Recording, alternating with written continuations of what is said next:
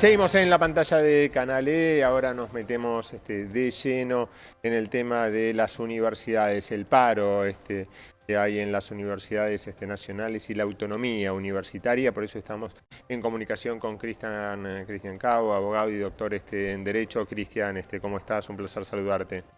Hola Mariano, ¿qué tal? Buenos días. Buen día. Bueno, a ver, ¿cómo, cómo ves todo este tema universitario? Paros que sigue y sigue y sigue, los paros, chicos que quedan sin clases, ¿no? Sin poder estudiar. Lunes y martes paro no docente, incluso se habla de que va a haber también.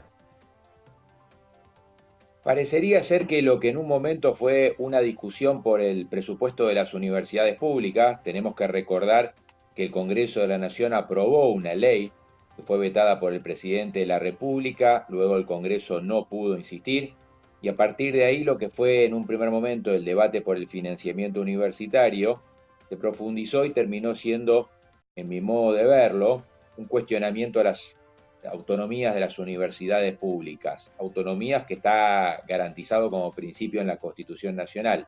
Esto a partir de un pedido de auditorías, pero no por el órgano constitucional, que es el que naturalmente lo puede hacer, que es la Auditoría General de la Nación, sino por un órgano que depende directamente del Poder Ejecutivo, como es la Sindicatura General de la Nación.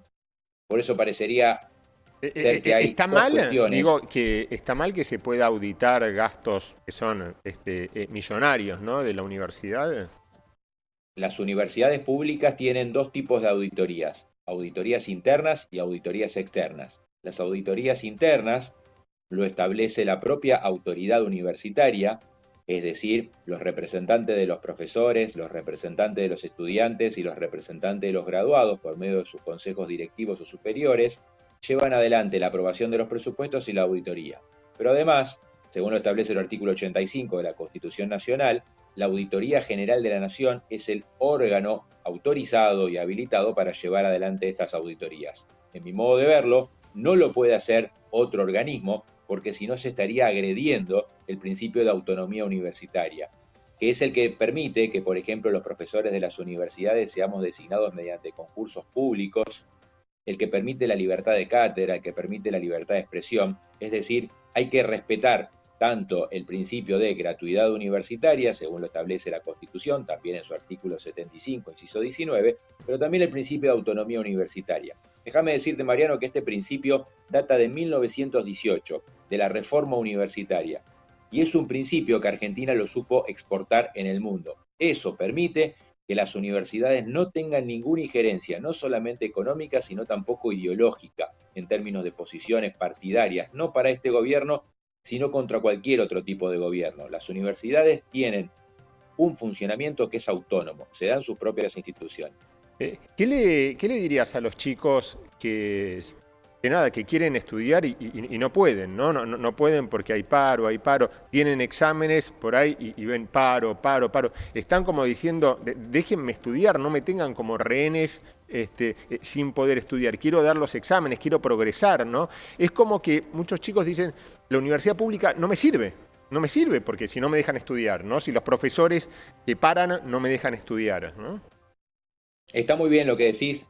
Tenemos que recordar que la huelga es un derecho que está en la Constitución y que por supuesto tiene que estar sujeto a un ejercicio razonable. En primer lugar, lo que hay que subrayar es ningún tipo de reclamo, ni siquiera el ejercicio del derecho constitucional a la huelga puede darse de manera violenta. No puede haber ningún tipo de acto violento, algunos los hemos visto por los medios de comunicación y eso es totalmente rechazable. El segundo punto es, los estudiantes y el cuatrimestre no ha sido suspendido, el cuatrimestre se desarrolla normalmente. De hecho, acabo de venir de dar clase en la Facultad de Derecho de la Universidad de Buenos Aires a la mañana temprano y se desarrolla con normalidad. Hubo el ejercicio de derecho a huelga esta semana y va a haber otro paro, otra jornada de huelga la semana próxima.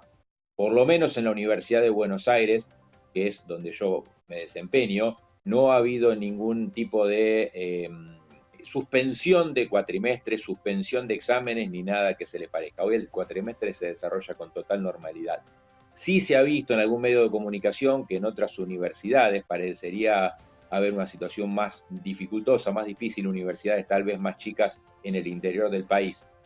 Pero como te decía, el derecho de huelga que tienen los profesores y los no docentes no puede de ninguna manera afectar, sino que tiene que ejercerse de manera razonable con el derecho de otros, en este caso el derecho de los estudiantes.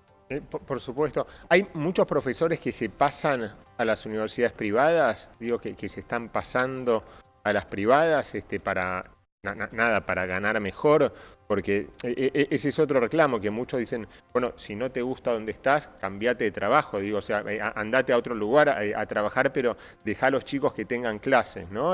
Lo mismo pasa en los secundarios dependientes de la Universidad de Buenos Aires, ¿no? En el Buenos Aires, en el Pellegrini, que desde anteayer no tienen clases y hasta el martes, hasta el miércoles que viene no van a tener clases, porque después es el paro no docente.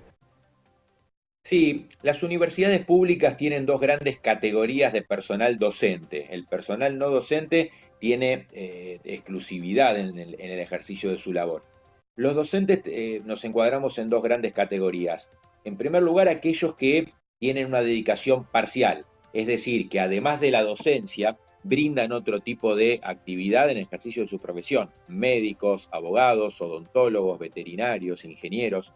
Es decir, que no tienen dedicación full time en la docencia. El principal problema que se advierte es en aquellos profesores que tienen dedicación full time, es decir, en aquellos profesores en donde se dedican exclusivamente a la docencia.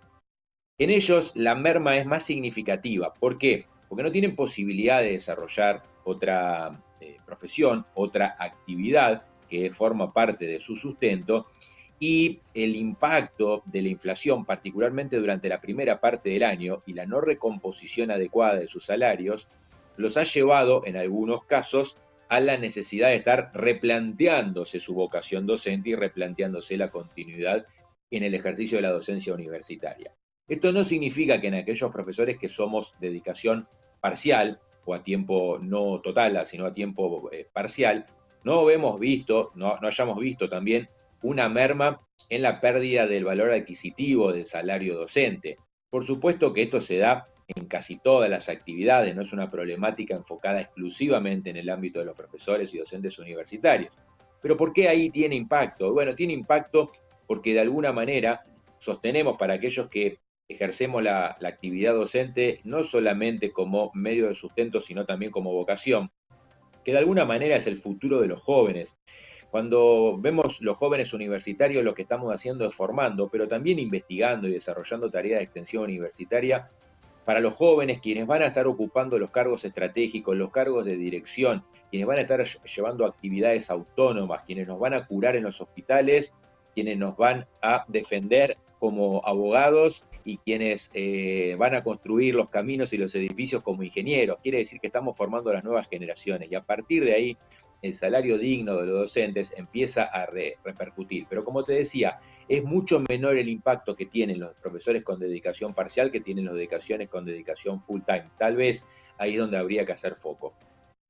Totalmente.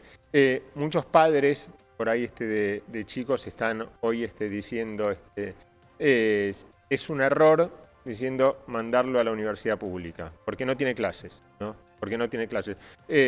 O a escuelas secundarias dependiendo de la UBA. Lo hubiera mandado a una universidad privada, pago, pero así tienen clases seguros, porque si no, el tema es la incertidumbre, no sé hasta cuándo no van a tener clases, la incertidumbre de los chicos de después tener que estudiar 10 exámenes en un día, ¿no?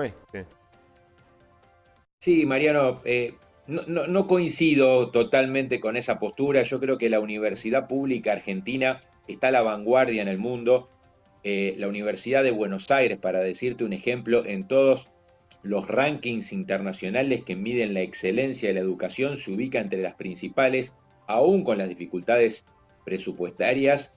La Universidad Pública Argentina ha dado 5 premios Nobel, es decir, la universidad más prestigiosa de América Latina, compartiéndolo, por ejemplo, con la Universidad de San Pablo y con la Universidad de México. Por lo tanto, el nivel de la educación de las universidades públicas y de la Universidad de Buenos Aires no tiene nada que ver, no se puede comparar con ninguna de las universidades privadas, al menos en mi opinión. Eso como primer punto. Y como segundo punto, déjame decirte que la universidad mantiene ese esfuerzo justamente a partir de la dedicación de los profesores, que aún viendo afectado en términos salariales sus ingresos, mantienen el esfuerzo, mantienen la dedicación y básicamente mantienen la excelencia en la enseñanza.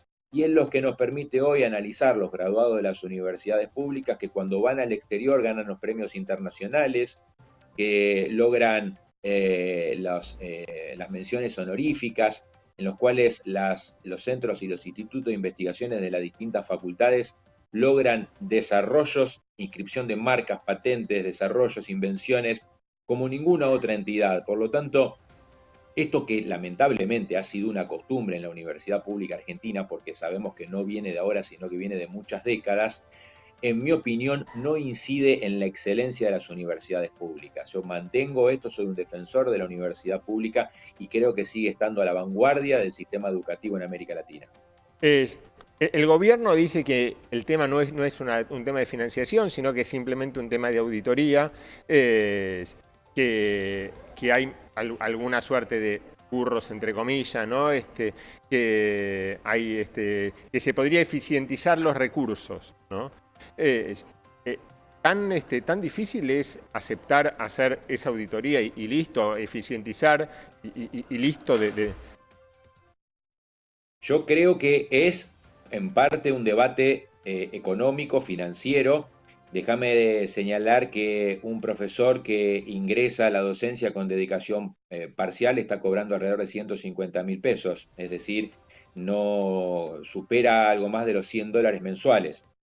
Ese es el primer punto, por lo tanto, sí es una cuestión económica, pero además de ser una cuestión económica, está relacionado con lo que conversábamos al principio de la entrevista, el principio de autonomía universitaria.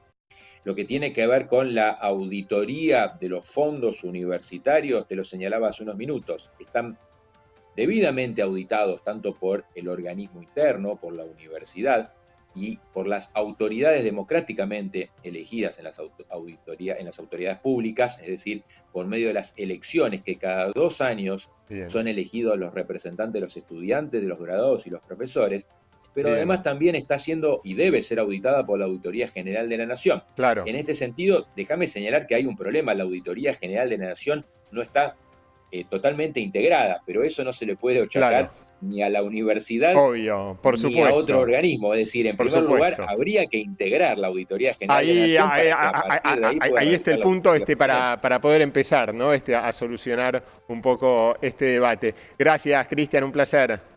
Gracias, Mariano. Que ahí, Cristian.